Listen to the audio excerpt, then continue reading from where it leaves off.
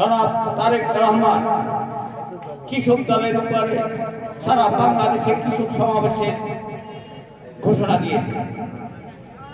সেই ঘোষণার আলোকে কৃষক দলের কেন্দ্রীয় সংসদের সভাপতি জনাব হাসান জাহাঙ্গীর তুহিন এবং সাধারণ সম্পাদক জনাব শহীদুল ইসলাম বাবুলুর নেতৃত্বে আমরা সারা বাংলাদেশের প্রত্যেকটি ইউনিয়নে কৃষক সমাবেশ অনুষ্ঠিত করি। সেই কৃষক সমাবেশ হচ্ছে এই 31 দফার অংশ বিশেষ।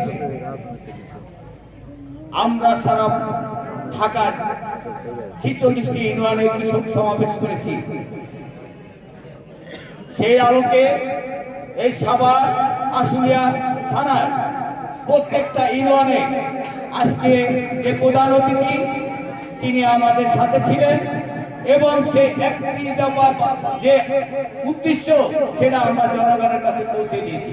এবং আজকে 19 আসনে যে নমিনেশন নিয়েছে এই সাভার আশুলিয়া গণমানুষের নেতা, সাবেক 2 বারের সংসদ সদস্য, সাবেক ঢাকা জেলা বিএনপির সভাপতি জনাব ডাক্তার দেওয়ান সালাউদ্দিন বাবুল তার নমিনেশনের ব্যাপারে এবং সে আগামীতে যে নির্বাচনে সে আসবে সে মেসেজ আমরা দিয়েছি। সংগ্রামী নেতৃবৃন্দ, আমরা কৃষক সমাবেশ যখন গিয়েছি প্রত্যেকটা ইউনিয়নে তখন কৃষকদের দুঃখের কথা আমাদের কাছে ব্যক্ত করেছে।